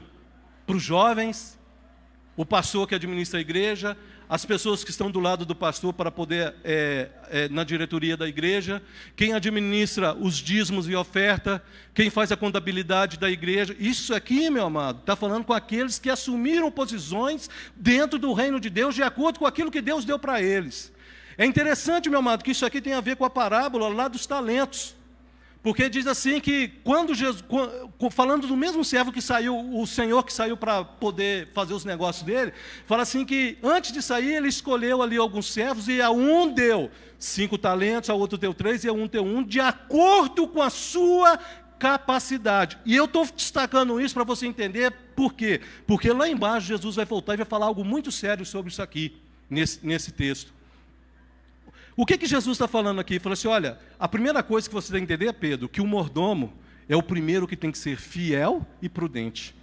Quem está pregando, quem está anunciando, quem está administrando as coisas, primeiro tem que ser os que tem que estar preparados e tem que ser os que são fiéis e prudentes. Aí Jesus continua, os irmãos entenderam, amém? Então o primeiro é o mordomo, aí ele continua falando. Bem-aventurado aquele servo, aí ele usa a palavra servo. Deixa eu falar para você, a palavra mordomo, meu amado, no original, ela é que deu origem em português a diácono, o que administra, amém? O servo aqui, meu amado, é aquele que faz o serviço de acordo com o que o mordomo determina. Então, quando ele fala de mordomo, ele está falando de quem administra a igreja. E quando ele fala de servo, ele está falando de todos, amém? Aí ele agora pegou o mordomo e falou assim, olha, o mordomo tem que ser fiel e prudente. Mas quando o Senhor voltar, aí ele já coloca todo mundo no mesmo pacote, amém? No mesmo patamar. Ele fala assim, bem-aventurado aquele servo a quem seu Senhor, quando vier, achar fazendo assim. Ou seja, o mordomo é o principal, que tem que ser fiel e prudente. Mas todos da mesma forma, tem que ser fiel e prudente. E ele continua falando, verdadeiramente vos digo que ele confiará todos os bens. Meu amado, Deus só confia as coisas dele para quem é fiel. Para quem tem fidelidade para agir com as coisas dele, para quem é prudente. Deus não vai dar qualquer coisa para qualquer um, meu amado, porque primeiro Deus sabe que nem todo mundo suporta as lutas e as consequências que vêm de poder servi-lo. Quando fala lá dos talentos, meu amado, é claro, a gente só fala da parte bênção. O camarada que recebeu 5 teve 10, o que recebeu 3 teve 6. A gente só pensa no claro, mas não pensa na responsabilidade. As pessoas não pensam que quem assume função na igreja tem responsabilidade muito maior e mais séria do que qualquer um outro. É diferente, meu amado. A gente tem que voltar para a Bíblia e entender que a gente não pode comparar a responsabilidade do pastor com a nossa. Por isso que a gente ora e abençoa o pastor, porque é diferente, meu amado. O nível de cobrança, vocês vão ver daqui a pouco lá embaixo, será de acordo com o que Deus entregou. Quem canta, quem administra ali o computador. Aí você fala assim, que é isso, irmão? Quem administra? Meu amado, o que você faz para Deus tem um peso de seriedade. Por mais simples que seja, por mais que você ache que não tem valor, saiba de uma coisa, meu amado, Deus honra, Deus pesa a responsabilidade, Deus cobra, mas Deus honra e vai honrar de acordo com aquilo que você fizer. E Jesus continua falando aqui, por isso que ele fala aqui no 44, verdadeiramente vos digo que lhes confiará todos os seus bens. 45, mas se aquele servo disser, isso aqui é muito sério, meu amado, mas se aquele servo disser consigo mesmo, meu Senhor tarda em vir. É a igreja de hoje, meu amado. Preste muita atenção. Se aquele servo, o mordomo, amém? Ele volta lá em cima. Se aquele servo começar, o que administra, fala assim, esse negócio de Jesus voltar, está demorando. Aí ele fala assim, e passar a espancar os criados, os outros servos, maltratar, não cuidar, a comer, beber e embriagar-se. Deixa eu explicar isso aqui, meu amado. Lá em cima ele fala do mordomo, quem administra a igreja. Os irmãos entenderam? Amém? Aí aqui ele fala depois da responsabilidade, que todo mundo tem a mesma responsabilidade. E aqui ele volta a falar lá do mordomo. Mas se aquele servo, ou seja, o que está administrando, começa a dizer assim, quantos líderes de igreja, meu amado, que estão nem aí para a obra de Deus mais? Prega qualquer coisa, motiva, as pregações virou aconselhamento motivacional, em vez de ser uma pregação que mexe, que provoca, que mostra quem que nós somos, motivacional, você pode, você vai, glória a Deus. E na Bíblia não ensina nada disso. A Bíblia fala de arrependimento, de santificação, de transformação de caráter, de acordo com o trabalhar do Espírito Santo e de acordo com o que você conhece a Bíblia. Sabe por que muitas pessoas passam 10, 20, 30 anos na igreja e não mudam o caráter? Porque na realidade não leem Bíblia. Porque o Espírito Santo só pode trabalhar com aquilo que você tem. Se você ouve só pregação motivacional, o Espírito Santo não está nem aí para você. No sentido de que ele não se preocupa, porque não tem nada a ver com a Bíblia. Amém? Não que a Bíblia não tenha palavra que nos dá ânimo. Amém? Só para deixar claro. Não que a Bíblia não tenha. Mas a Bíblia, meu amado, não é um livro filosófico, não é um livro terapêutico, não é um livro... Só que ele tem... Pode até você encontrar algumas coisas disso. Mas a Bíblia é um tratado de fé que fala que sem fé em Jesus só tem condenação. E que só há transformação para quem crê e observa o que está aqui escrito, que segue os preceitos. Então, se uma pessoa ouve só pregações, meu amado, que fala de motivação, mas não fala de mudança de caráter, de responsabilidade, de compromisso com a palavra e com Cristo, como que o Espírito Santo vai trabalhar? Vocês irmãos estão entendendo? Porque a Bíblia diz que Deus usa dois processos, duas coisas para nos mudar, nos moldar, nos santificar e nos preparar para a eternidade. O Espírito Santo e a palavra. Se uma dessas duas coisas falta, meu amado, como é que vai ser trabalhado? Principalmente se o Espírito Santo não tem o que trabalhar. Então, quando você não ouve palavras sérias, palavras que despertam para a verdade, que apontam para a verdade, não tem como o Espírito Santo trabalhar. E voltando aqui, meu amado, ele fala assim... O meu Senhor, versículo 45, o meu Senhor tarda em vir. Quantas pessoas, meu amado, já perderam a esperança da volta de Cristo? Por isso que muitas igrejas hoje são igrejas que desenvolvem mais trabalhos sociais do que alcançar pessoas para a salvação. Por isso que muitas pessoas na igreja, meu amado, tem mais como que eu vou falar? Ele preocupa só em fazer, só em estar ocupada com as coisas, do que deixar o Espírito Santo fazer o que deve ser feito. Porque as pessoas já perderam a esperança. Porque se nós olhássemos para que Jesus estava voltando, a nossa preocupação seria: quantos nós vamos levar conosco para a salvação, para a eternidade? Embora, meu amado, que nós vamos ver aqui mais para frente, que é salvação individual, mas o processo nós podemos fazer parte. Nós, como cristãos, podemos fazer parte do processo da salvação de alguém. Pregando, anunciando, falando, orando. É individual, sim. Mas a igreja faz parte desse processo de anunciar a verdade. E ele diz assim, se esse mordomo começar a falar, a espancar, ou seja, maltratar os que estão com ele, E é interessante essa palavra aqui, comer, beber e embriagar. Significa, tô nem aí, vou curtir a vida e vou viver de montão. Significa viver de festa, viver de alegria. Comer, beber e embriagar-se. Quantos, meu amado? Quantos? Aqui, meu amado, está usando coisas do dia a dia para você entender. Pessoal que só vive de festa. Sai de uma festa e já está preocupada com a outra festa no final de semana. Infelizmente, tem igreja que virou isso.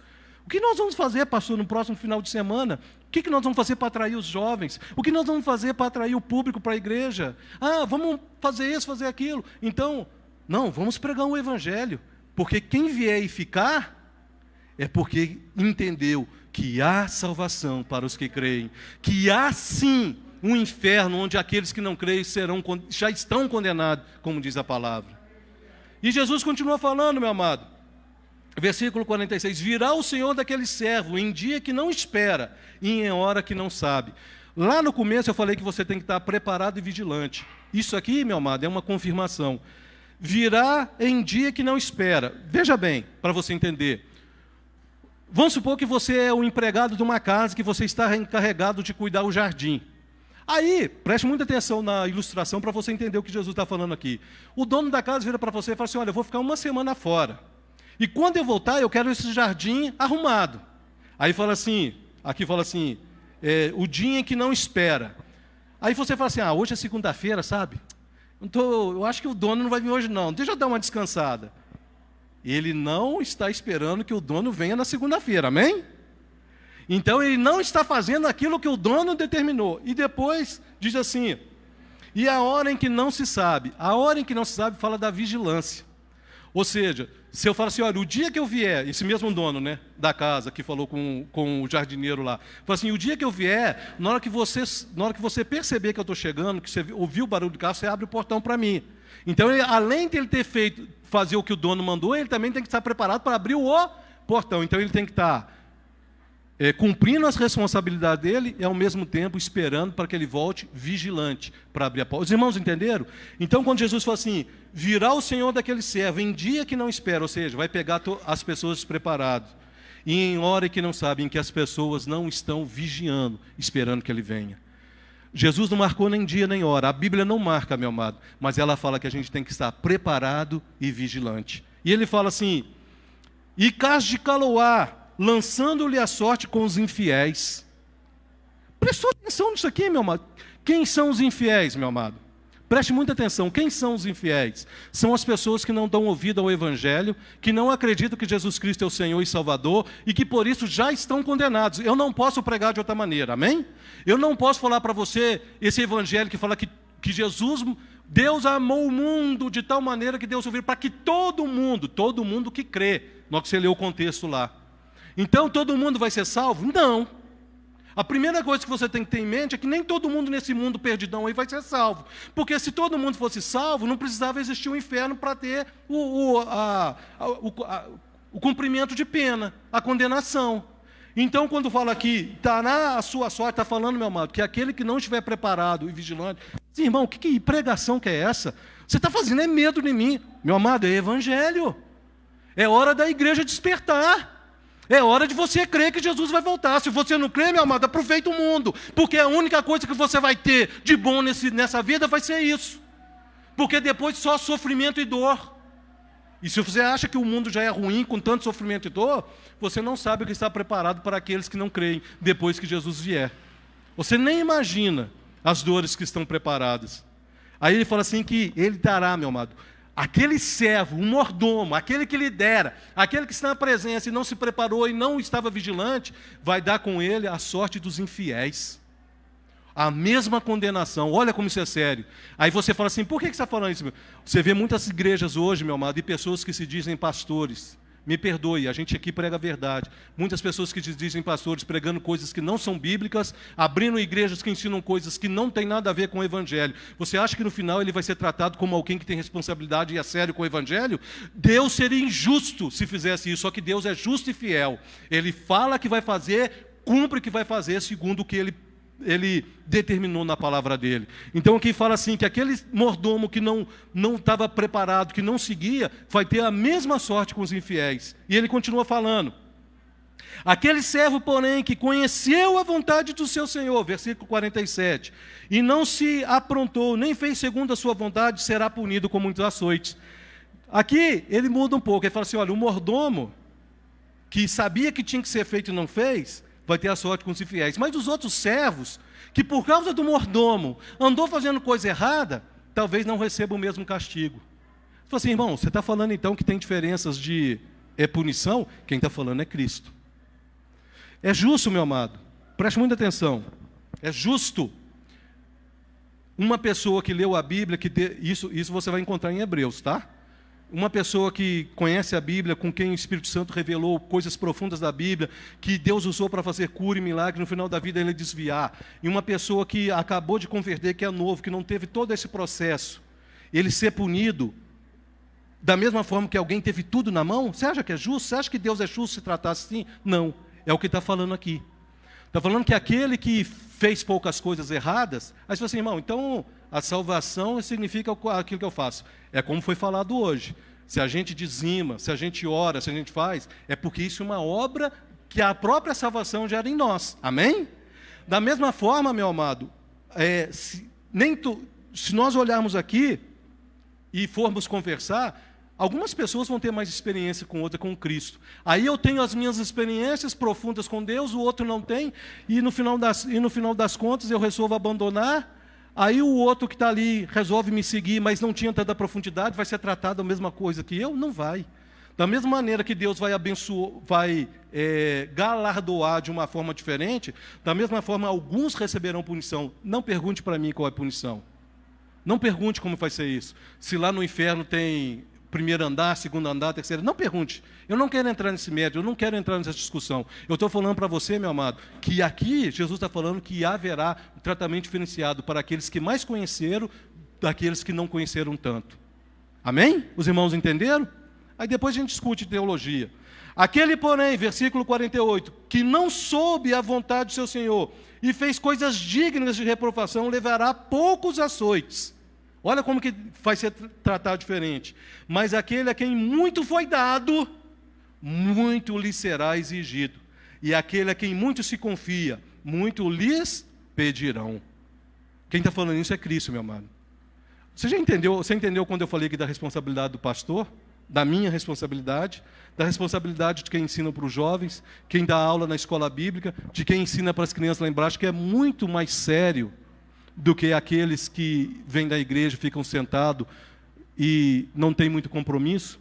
Por quê? Porque a salvação, meu amado, é para todos.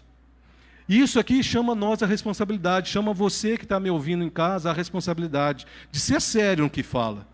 Que as pregações no púlpito sejam cristocêntricas, sejam baseadas na palavra de Deus e não segundo aquilo que você acha. E não segundo interpretações meramente humanistas, baseadas em ideologias ou filosofias vãs, como Paulo diz. Eu não estou pregando aqui, meu amado, baseado naquilo que alguém pregou, não. Estou pregando aquilo que Deus pôs no meu coração para pregar, com temor e reverência, porque eu sei que antes de chegar em você, está passando por mim aqui. E eu estou falando da minha responsabilidade, como de outros que estão aqui, e de outros que estão me ouvindo, que estão brincando com isso. Pessoas que estão achando que o que ele está falando não tem efeito. Mas quantas pessoas, meu amado, que estão deixando de ter comunhão com Cristo por causa de pregações que estão sendo feitas em púlpitos de lugares chamados de igreja? Quantas pessoas, meu amado, que estão vivendo um evangelho da facilidade, um evangelho, meu amado, que não tem compromisso com as coisas sérias dos preceitos de Deus, onde todo mundo vai ser salvo, onde eu não tenho compromisso, eu não preciso mudar caráter, eu não preciso mudar minha idoneidade moral, e fica simplesmente por isso? Não. Aí Jesus, meu amado, eu já estou terminando.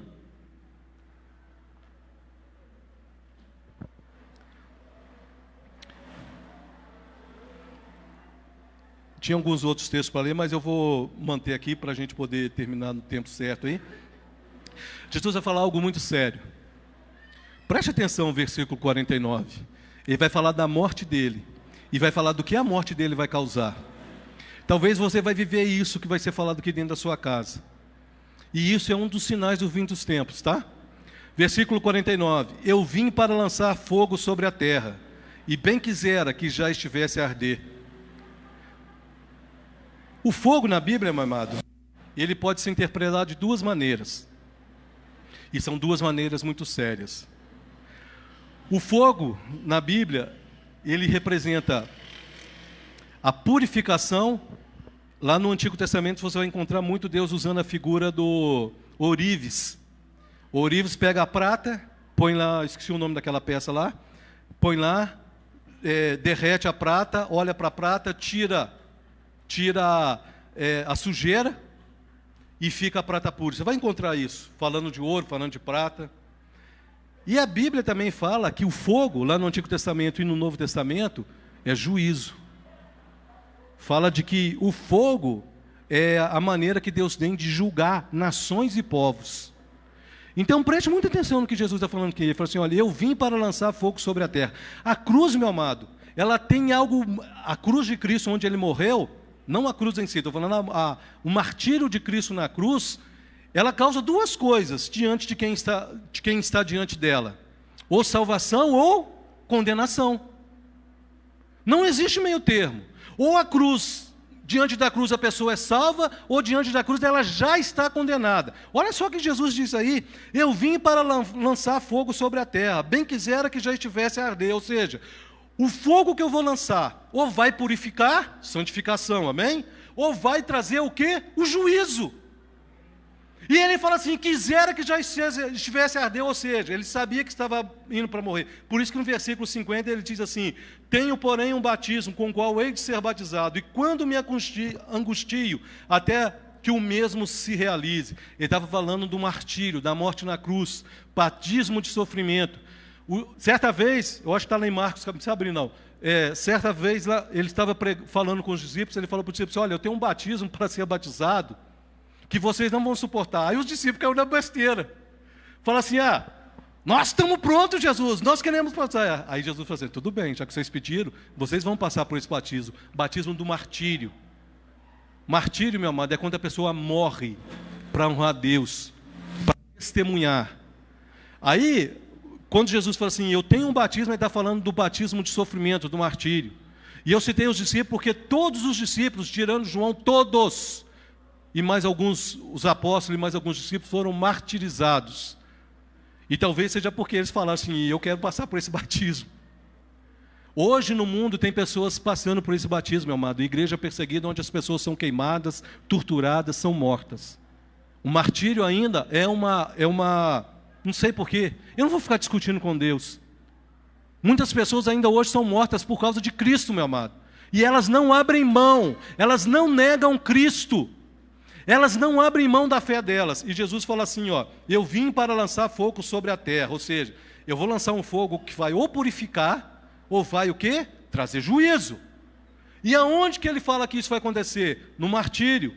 Tenho também, porém, um batismo. Agora preste atenção das consequências disso. Qual que é a consequência, meu amado? Já estou terminando.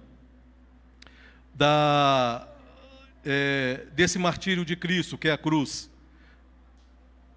Versículo 51 em diante, diz assim, supondes que vim para dar paz à terra? Eu acho tão bonitinho, quando alguém prega o Jesus, paz e amor. É o maior engodo, usando o nome de Jesus. Preste muita atenção no que ele está falando aqui.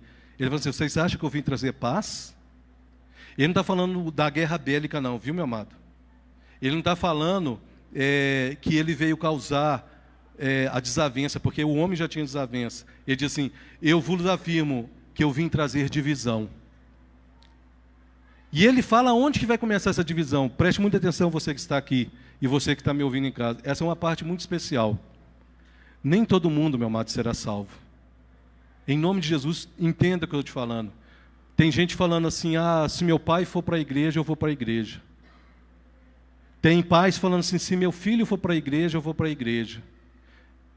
Quem garante que seu pai vai ser salvo? Quem garante que seu filho vai ser salvo? Se a salvação é individual. Então, assim, irmão, você está me estimulando. Não, eu estou te falando a verdade. para que você viva um evangelho da verdade. Eu não estou falando que você não deve orar para o seu filho, e não estou falando que você não deve orar pelo seu pai, e por quem quer que seja. Eu estou falando que nem todo mundo vai ser salvo. E se você está estribando a sua salvação, esperando que alguma outra pessoa seja salva, você pode ir com ele para o lugar que ele vai. Preste muita atenção no que o Espírito Santo está falando com você nessa noite. Eu não estou falando para você que você não deve orar pelo seu filho. Eu não estou falando que você não deve orar pelo seu pai. Mas eu estou te falando que não estribe a sua salvação na sua esposa, no seu filho, na sua filha, no seu pai, na sua mãe. Porque ele pode ir para o inferno e arrastar você junto. Olha só o que Jesus diz aqui, versículo 51. Supondes que vim para dar paz à terra? Não, eu vos afirmo, antes divisão. Porque daqui em diante, ou seja, da minha morte, a partir da pregação desse evangelho, daqui em diante, estarão 5 divididos numa casa. Está falando de família. Quando fala casa, está falando de família. A casa de João Batista, a casa do Anderson, está falando de família. Amém? Vou ler de novo, 52. Porque daqui em diante estarão 5 divididos numa casa. 3 contra 2 e 2 contra 3. Eu lembro direitinho a primeira vez que eu entrei na minha casa para pregar o evangelho. Eu lembro direitinho como que foi a conversão do meu pai. Foi demorado, meu pai já não está comigo mais. Eu lembro direitinho. Mas uma coisa que eu nunca fiz, meu amado, foi esperar minha mãe, meu pai e meus irmãos serem salvos. Eu cuidei da minha salvação primeiro. E procurei ser um exemplo para eles. O problema é que algumas pessoas hoje mudou. Falaram que... Eu vou repetir para me ser bem claro. Não estou falando que você não deva orar para as pessoas serem salvas. Eu oro todo dia, mamãe, por algumas pessoas. Mas eu não estribo a minha salvação naquilo que o outro pode ou não fazer. São duas coisas bem distintas. Eu querer que uma pessoa seja salva e ela realmente ser salva. E Jesus está falando que, olha, numa casa vai ter pessoas que vão converter e outros não. E ele continua falando. E quando... versículo 53, e serão divididos pais contra filho, filho contra pai, mãe contra filha, filha contra mãe, sogra contra nora, e nora contra sogra. Ele está falando, meu amado, que por causa dele, as pessoas não iam te aceitar mais. Eu conheço, eu sei que o pastor conhece, você deve conhecer, pessoas que depois se converteram foram simplesmente excluída da família. Os parentes não queriam ver mais. Já vem aquele crente. Isso é evangelho. Isso aqui é evangelho. É dizer a verdade. Eu estou falando, vou repetir mais uma vez, porque às vezes não fica claro. Não estou falando que você não deve orar para que as pessoas sejam salvas. Mas estou falando que não estribe a sua salvação baseada nas pessoas que estão do seu lado. Nem sua esposa, nem seu filho, nem sua mãe, nem seu pai. Porque é individual. Você corre o risco, meu amado. Você corre o risco de Jesus voltar, porque aqui está falando da volta de Cristo, e você ficar. Porque você se estribou a sua salvação baseado naquilo que o outro queria que o outro fosse salvo. E talvez não fosse o momento. Eu falo para você, meu amado, que tem gente que não vai ver a família dele salva. Vai morrer e não vai ver. Mas não quer dizer que eles não serão salvos. No futuro, talvez, a salvação venha. Quer ver uma coisa séria, meu amado? Muito séria? Mateus capítulo de número 10. Já estou terminando. Mateus capítulo de número 10.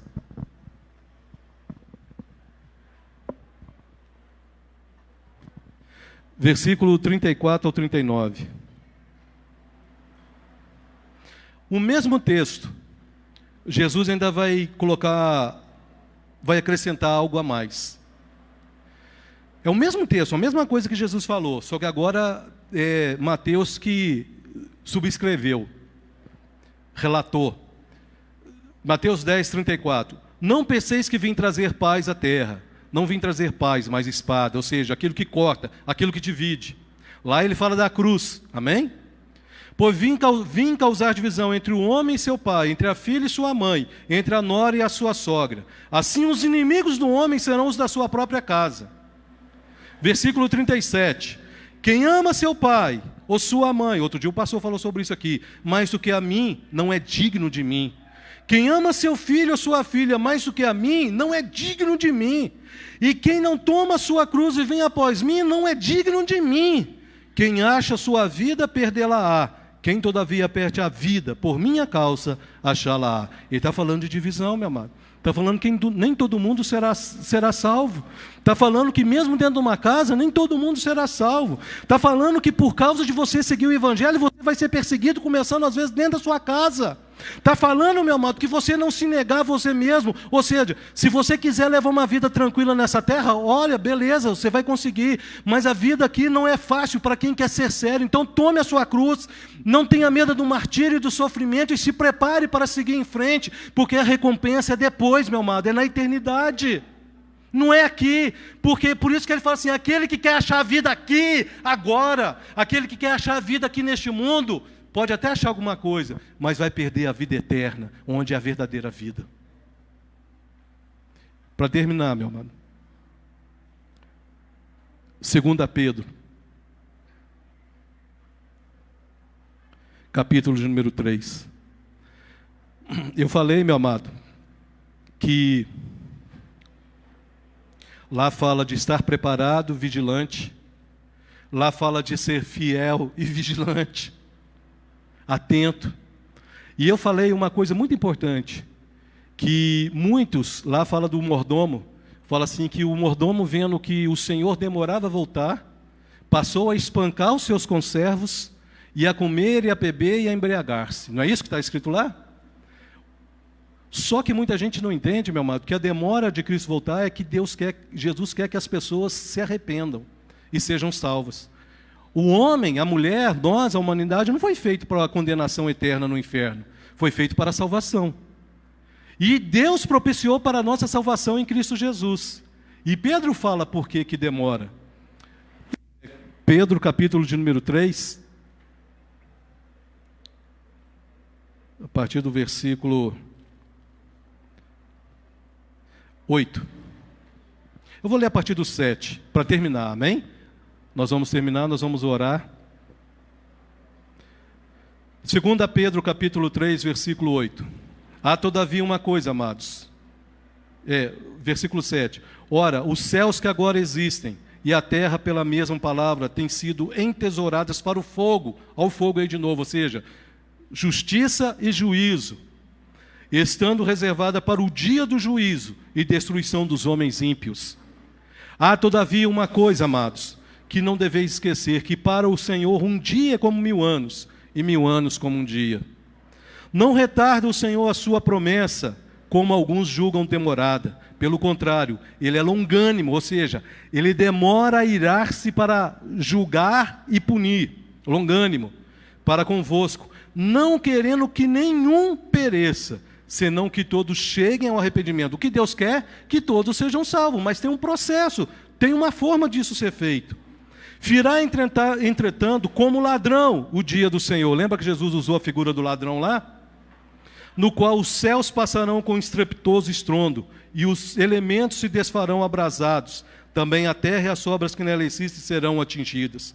Visto que todas essas coisas hão de ser assim desfeitas, deveis ser tais como os que vivem em santo procedimento e piedade, estando preparado e vigilante, esperando e apressando a vinda do dia de Deus, por causa do qual os céus incendiados serão desfeitos, e os elementos abrasados se derreterão. Aí ele continua: nós, porém, segundo a sua promessa, esperamos novos céus e nova terra, nos quais habita a justiça. O que você tem esperado? Fique de pé no seu lugar. O que você tem esperado, meu amado? O que você tem esperado? No que você tem estribado a sua vida? No que você tem estribado a sua vida?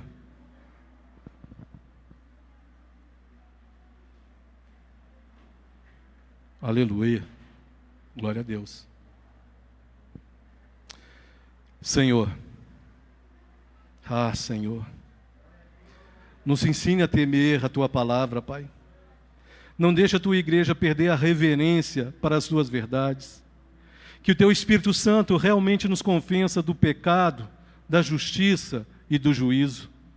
Não nos deixe enveredar pelo caminho da mentira, que nega a existência do inferno, que fala que todos irão para o céu de qualquer forma e de qualquer jeito, quando nós sabemos que só há um caminho e uma forma, que a cruz deve ser carregada, que o negar a mim mesmo e não estribar nos outros ou nas outras coisas, é uma forma, Senhor, de irmos para a eternidade. Que a demora da sua volta, Senhor Jesus, não nos torne indolentes, impróprios. Ah, Senhor, desperta a Tua igreja, desperta aqueles que estão aqui, acenda de novo, Senhor, a chama da esperança da volta de Cristo. Ah, Senhor, desperta aqueles que estão ouvindo essa pregação por essa live, aqueles que a ouvirão no futuro, Senhor, desperta a Tua igreja, os que estão dormindo como, Senhor, aquelas 5 virgens, Senhor, que não se prepararam, nem levaram óleo para as lâmpadas, estavam, Senhor, desapercebidas, despreparadas, imprudentes.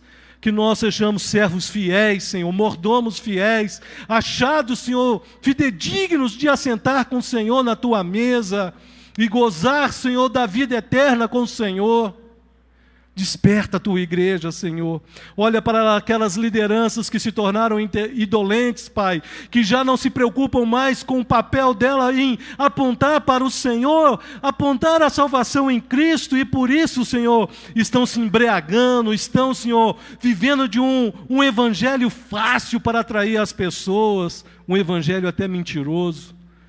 Tenha misericórdia de nós, Pai. Tenha misericórdia, nos ajuda a cada dia, amanhecer, a não nos perdermos nesse caminho, nesse mundo de trevas. Nos ensina, Espírito Santo. Faça-nos amar a Tua palavra, a ouvir a Tua voz, a meditar.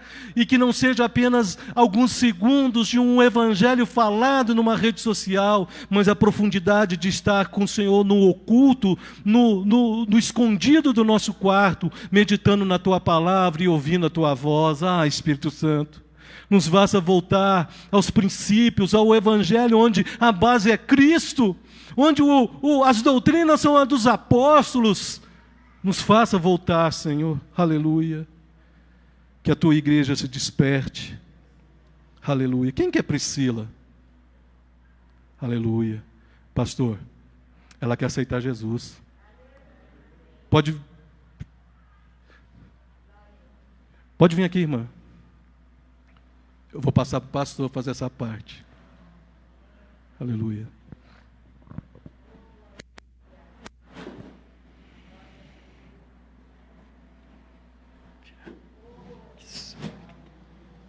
Fica mais para cá. Amém.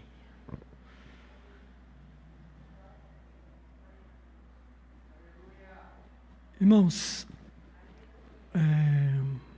levante a sua mão para a vida da Priscila. Ela toma a decisão de ser uma discípula de Jesus. Ela vai começar um momento, neste instante, de uma batalha pessoal, como foi pregada aqui nesta noite. Nós queremos, como igreja, pedir a Ti, meu Deus, que o Senhor venha fortalecer, Senhor, o seu coração e a sua vida, fortalecer a sua fé, trazendo a Priscila, meu Deus, uma convicção de que ela precisará, ela vai decidir a negar-se a si mesma e tomar a sua cruz e seguir a Jesus. Nós oramos, meu Deus, e nós Te agradecemos. Continue com a sua mão aqui. Priscila, você quer tomar a decisão de seguir a Jesus Cristo? Sim. Você crê que Jesus Cristo morreu naquela cruz para te salvar? Com certeza. Você tem convicção e você sabe a decisão que você está tomando? Sei. Então, segundo aquilo que você deseja no seu coração, nós estaremos orando a Deus pela tua vida e pedindo a Deus para receber a tua decisão diante do trono da graça. Olha a responsabilidade que você está assumindo. Amém? Vamos orar? Feche os seus olhos, Priscila. Senhor nosso Deus e nosso Pai, em o nome do Senhor Jesus Cristo, nós apresentamos, Senhor, a vida da Priscila em Tuas mãos poderosas. Sabemos, meu Deus, que ela terá uma verdadeira guerra pessoal pela frente, uma verdadeira batalha, mas o Senhor é aquele que vai à frente da batalha quando nós buscamos a Tua presença. Que ela venha buscar a Tua face todos os dias da sua vida. Ao levantar pela manhã, Senhor, ela se lembre deste momento que ela tomou a decisão de seguir os passos do Senhor Jesus Cristo. Que o Senhor possa receber essa decisão diante do trono da Tua graça e dar a Priscila, meu Deus, a ajuda necessária, estendendo a Tua mão poderosa sobre a vida dela, para que ela venha vencer, Senhor, suas batalhas pessoais no seu dia a dia, Pai. Em o nome de Jesus. Senhor, não há impossíveis para o Senhor. Tudo é possível àquele que crê, meu Deus. É a Tua palavra é quem diz, é segundo a Tua palavra que nós, Senhor, oramos pela Priscila e apresentamos a vida dela em Tua presença. Em o nome do Senhor Jesus Cristo. Amém, amém, amém. Amém, Priscila. Deus te abençoe. No nome do Senhor Jesus. E procura orar e buscar a presença de Deus para Ele te fortalecer. Em nome do Senhor Jesus Cristo. Amém? Deus te abençoe. Amém, meus amados. Anda de pé. Vamos orar pelo pastor Tess e a irmã Solange. Eles vão visitar o pastor. Ah, tá. O pastor Tess, o irmão dele, vai visitar a mãe dele, né, que mora em Cândido Mota, lá no extremo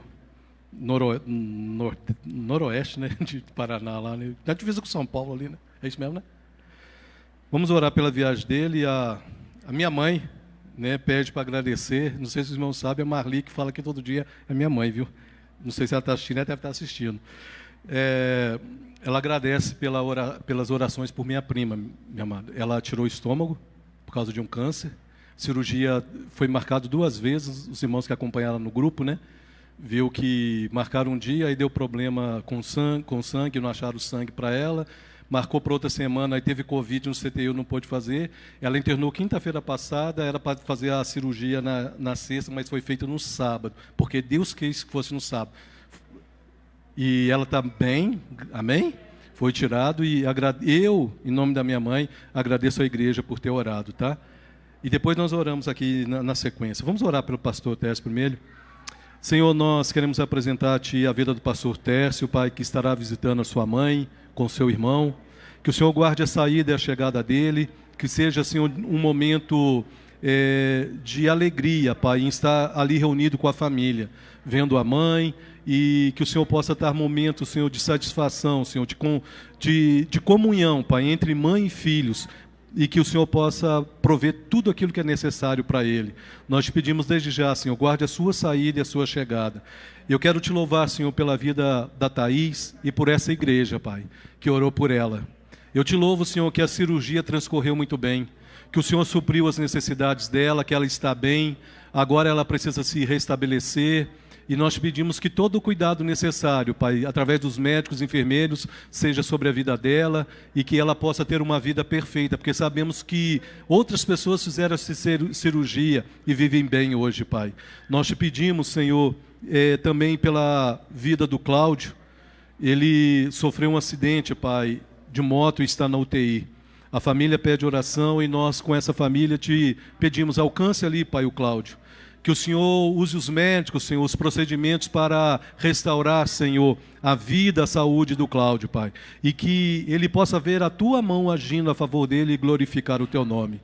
Nós queremos apresentar também, Senhor, os aniversariantes da semana, a sua Helena Brasilino e a nossa irmã Emily Militão, Pai.